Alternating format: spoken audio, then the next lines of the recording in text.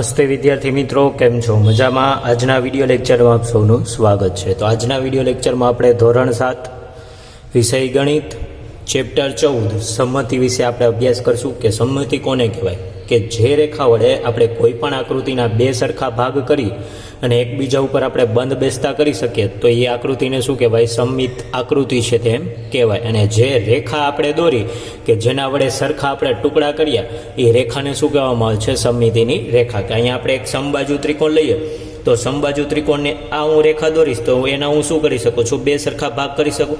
તો આ રેખાને કહેવાય સમમિતિની રેખા અને આ જે આકૃતિ થશે એ થશે સમમિત આકૃતિ। તો એવી જ રીતે સમબાજુ ત્રિકોણ છે તો એને 3 સમમિતિની રેખા હોય છે, ચોરસ છે તો ચોરસને 4 સમમિતિની રેખા હોય છે, લંબચોરસ છે તો એને 2 સમમિતિની રેખા, એટલે કે આ રીતે આપણે એને બેવડું વાળી અને શું કરી શકીએ છીએ? એને બે સરખા ભાગ કરી અને એકબીજા ઉપર બંધ બેસતા કરી શકે છે। તો આ કેવું થશે? લંબચોરસ છે એ સમમિત આકૃતિ થશે અને એને સમમિતિની રેખા કેટલી હોય છે? તો સમમિતિની રેખા 1 અને આ 2, એટલે કે કુલ 2 સમમિતિની રેખા હોય છે।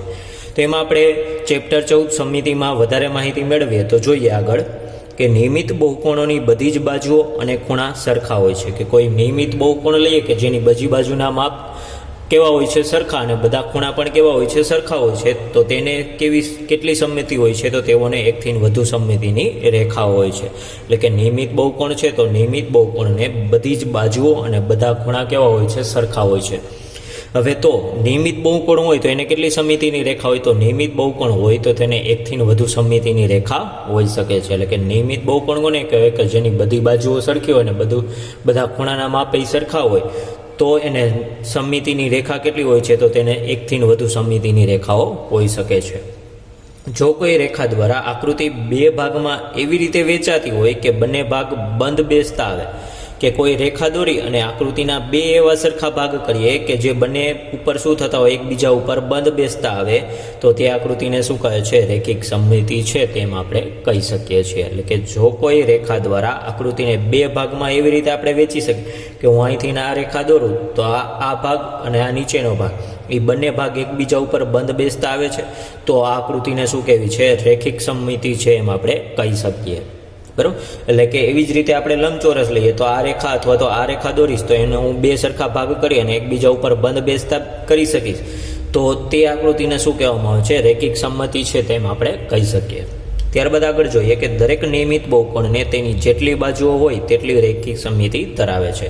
કે દરેક નિયમિત બહુકોણ લઈએ તો તેને જેટલી બાજુઓ હશે તેટલી શું ધરાવે છે? રેખિક સમમિતિ ધરાવે છે। એટલે કે આ MCQમાં પૂછાઈ શકે કે નિયમિત બહુકોણને કેટલી સમમિતિની રેખા હોય છે? તો નિયમિત બહુકોણને તેને જેટલી બાજુઓ હશે એટલી સમમિતિની રેખા હોઈ શકે છે। ત્યારબાદ આગળ જોઈએ કે સમબાજુ ત્રિકોણ છે તો સમબાજુ ત્રિકોણને ત્રણેય બાજુ કેવી હશે? સરખી હશે। તો જેટલી બાજુ હશે એટલી એની સમમિતિની રેખાઓ આપણને જોવા મળે છે। તો સમબાજુ ત્રિકોણ છે કે જેની દરેક બાજુના માપ સરખા હોય એને કહેવાય સમબાજુ ત્રિકોણ। તો સમબાજુ ત્રિકોણને કેટલી સમમિતિની રેખા હોય છે? તો સમબાજુ ત્રિકોણને 3 સમમિતિની રેખા હોય છે। ત્યારબાદ આપણે આગળ જોઈએ ચોથું ચોરસ, કે ચોરસ છે તો ચોરસને કેટલી સમમિતિની રેખા હોય? તો ચોરસની ચારેય બાજુના માપ કેવા હોય છે? સરખા હોય છે, બરાબર। તો ચોરસ એક નિયમિત બહુકોણ જ થશે તો એની જેટલી બાજુ હશે એટલી એની સમમિતિની રેખા થાય। તો ચોરસને કેટલી સમમિતિની રેખા હશે? તો ચોરસને 4 સમમિતિની રેખા હોય છે। એટલે કે 4 રેખા દ્વારા આપણે શું કરી શકીએ છીએ? એના 4 સરખા ભાગમાં વિભાજિત કરી શકીએ છીએ। એટલે કે આ એક દર્શો તો આ 2 સરખા ભાગ થશે, એવી જ રીતે આ કરીએ તો આ અને આ, એવી રીતે કુલ આપણે ચોરસને 4 સમમિતિની રેખા આપણે દોરી શકીએ છીએ।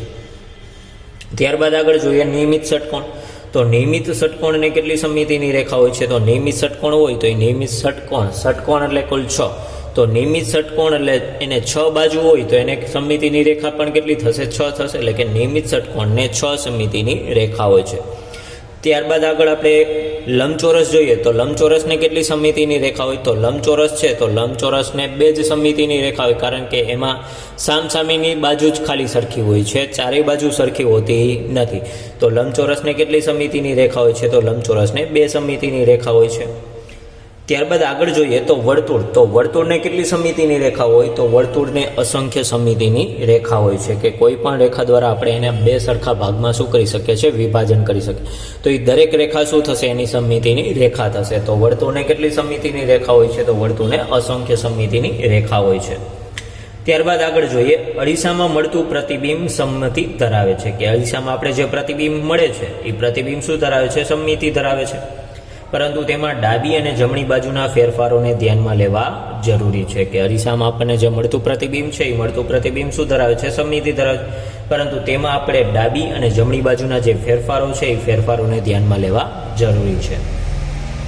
હવે જે બિંદુથી વસ્તુ પરિભ્રમણ કરે છે એટલે કે ફરે છે તે બિંદુને શું કહેવામાં આવે છે? પરિભ્રમણ કેન્દ્ર કહેવામાં આવે છે, કે જે બિંદુથી અથવા તો જે પોઈન્ટથી વસ્તુ પરિભ્રમણ કરે છે એટલે કે ફરે છે તે બિંદુ અથવા તો પોઈન્ટને શું કહેવામાં આવે છે? પરિભ્રમણ કેન્દ્ર કહેવામાં આવે છે. એટલે કે જે બિંદુથી વસ્તુ પરિભ્રમણ કરે છે તે બિંદુને પરિભ્રમણ કેન્દ્ર કહે છે.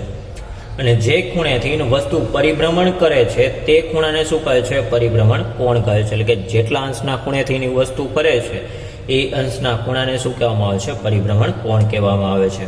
ત્યારબાદ આગળ જોઈએ તો 1/4 પરિભ્રમણ એટલે શું થશે? તો 1/4 એટલે કે આટલું પરિભ્રમણ. તો 1/4 પરિભ્રમણ એટલે કે શું થશે? 90 અંશ થશે. અડધું પરિભ્રમણ એટલે કે 1/2 પરિભ્રમણ એટલે આટલું થશે, બરાબર. તો એ કેટલા થશે? 180 અંશ. અને એક આખું પરિભ્રમણ એટલે કે અહીંથી લઈને અહીંયા પાછા આવીએ એટલે કે એક આખું પરિભ્રમણ થશે. તો એક આખું પરિભ્રમણ એટલે શું થશે? 360 અંશ. એટલે કે 1/4 પરિભ્રમણ એટલે આવશે 90 અંશ. અડધું પરિભ્રમણ એટલે કે આટલું પરિભ્રમણ, તો એ કેટલું થશે? 180 અંશ. અને એક આખું પરિભ્રમણ એટલે થશે 360 અંશ. ત્યારબાદ આગળ જોઈએ તો એક પરિભ્રમણ કરતા વસ્તુ પહેલાના જેવી જ દેખાય તો વસ્તુમાં પરિભ્રમણીય સંમિતા છે તેમ કહેવાય. કે એક પરિભ્રમણ કરતા વસ્તુ પહેલા જેવી હતી એના જેવી જ દેખાય તો વસ્તુમાં પરિભ્રમણીય સંમિતા છે તેમ આપણે કહી શકીએ. ત્યારબાદ આકૃતિને 360નું પરિભ્રમણ કરાવતા પરિભ્રમણ દરમિયાન જેટલી વખત આકૃતિ છે એ મૂળ આકૃતિ જેવી દેખાય તેને શું કહે છે? પરિભ્રમણીય સંમિતિની કક્ષા કહેવામાં આવે છે. કે આપણે આકૃતિને 360 અંશના ખૂણે આમ ફેરવ્યા એટલે કે પરિભ્રમણ કરાવીએ તો એ પરિભ્રમણ દરમિયાન જેટલી વખત આકૃતિ છે એ મૂળ આકૃતિ જેવી આપણને દેખાય તેટલી વખત શું થશે? એની પરિભ્રમણ સંમિતિની કક્ષા કહેવામાં આવે છે. એટલે કે જેટલી વખત આપણે એ મૂળ આકૃતિ જેવી દેખાશે એ સંખ્યાને શું કહેવામાં આવે છે? પરિભ્રમણ સંમિતિની કક્ષા કહેવામાં આવે છે. તો અહીંયા આપણને સમબાજુ ત્રિકોણમાં કેટલી સંમિતિની રેખા હોય છે તે દોરેલી છે, કે આ 1, આ 2 અને આ 3. એટલે કે સમબાજુ ત્રિકોણને 3 સંમિતિની રેખા હોય છે. ચોરસને કેટલી સંમિતિની રેખા? તો આ 1, આ 2, આ 3 અને આ 4. એટલે કે ચોરસને 4 સંમિતિની રેખા હોય છે. ત્યારબાદ લંબચોરસ, તો આ 1 અને આ 2. તો લંબચોરસને કેટલી સંમિતિની રેખા હોય છે? તો આવશે 2. ત્યારબાદ વર્તુળ જોઈએ તો વર્તુળની જે રેખા દ્વારા આપણે 2 સરખા ભાગ કરી શકીએ એને શું કહેવાય? સંમિતિની રેખા. તો વર્તુળને અસંખ્ય સંમિતિની રેખા મળશે, કારણ કે આપણે કોઈ પણ રેખા દોરશું તો એનું આપણે 2 સરખા ભાગમાં શું કરી શકીએ છીએ? વિભાજન કરી. તો આમ વર્તુળને કેટલી સંમિતિની રેખા હોય છે? તો આમ વર્તુળને અસંખ્ય સંમિતિની રેખા હોય છે.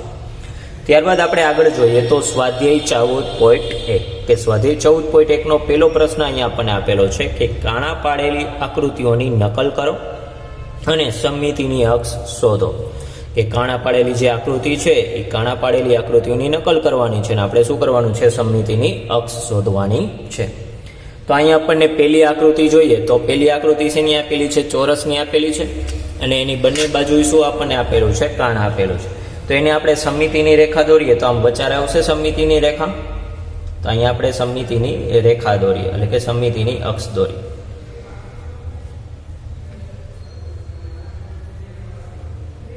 તો આ શું થશે? એની સંમિતિની અક્ષ, બરોબર. કે આમ વચારે આપણે લીટો દોરી અને શું કરી શકીએ છીએ? એનું 2 સરખા ભાગમાં વિભાજન કરીએ અને એક બીજા ઉપર આપણે બંધ બેસતા કરી શકીએ છીએ. ત્યારબાદ બીજું આપણને આપેલી છે આકૃતિ, તો એમાં કાણા છે એ બંને બાજુ એકબીજા ઉપર બંધ બેસતા આવે એ રીતે શું કરવાનું છે? આપણે સંમિતિની અક્ષ દોરવાની છે. તો આપણે આમ સંમિતિની અક્ષ આવશે.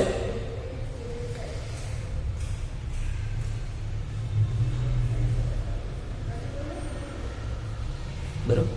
તો આ બીજી આકૃતિની સંમિતિની અક્ષ થશે, બરોબર. ત્યારબાદ આપણે ત્રીજી આકૃતિ જોઈએ તો ત્રીજીમાં આકૃતિમાં આપણને આ જગ્યાએ કાણા આપેલા છે તો એનો આપણે એમ વચ્ચેથી ભાગ કરશું તો એ એકબીજા ઉપર બંધ બેસતા આવશે, બરોબર. તો આપણે અહીંયા સંમિતિની અક્ષ દોરીએ તો આ મુજબ થશે.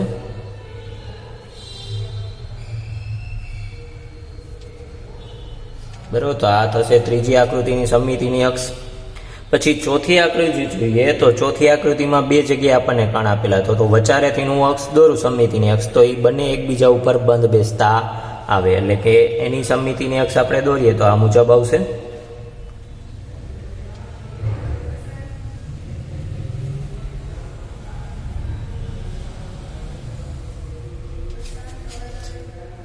બરોબર, તો આ એની થશે સમમિતિની અક્ષ.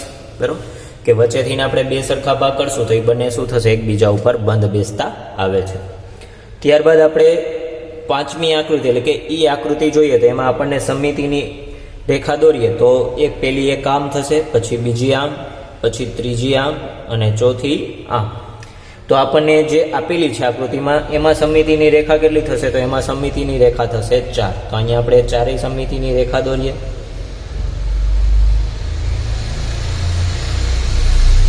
પેલી આમ, પછી બીજી આમ આવશે,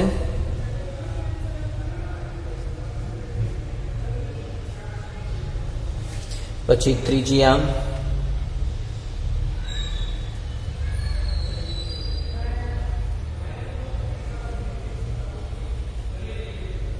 બરોબર, અને ચોથી આવશે આમ.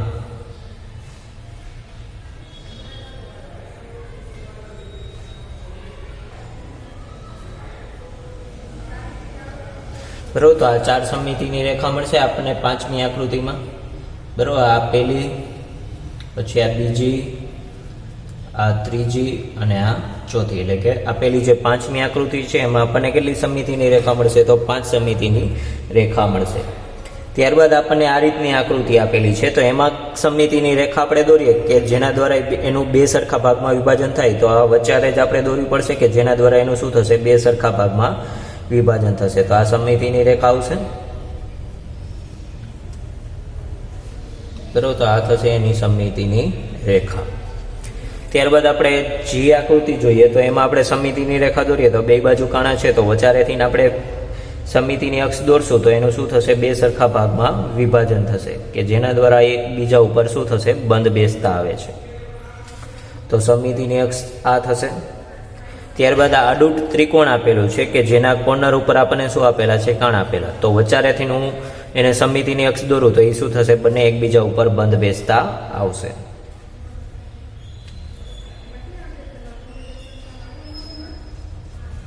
બરાબર, તો આના દ્વારા આપણે શું કરીએ આ અક્ષ દ્વારા આપણે એનું બે સરખા ભાગમાં વિભાજન કરીએ અને બંને એકબીજા ઉપર બંધ બેસતા દોરી શકીએ છીએ. એટલે કે આપણે અહીંયા એચ સુધીની આકૃતિમાં શું કર્યું આપણે સમમિતિની અક્ષ દોરી. આવતા વિડીયો લેક્ચરમાં આપણે આગળની આકૃતિમાં સમમિતિની અક્ષ દોરશું. તો ત્યાં સુધી દરેક વિદ્યાર્થી મિત્રને જય હિન્દ, જય ભારત.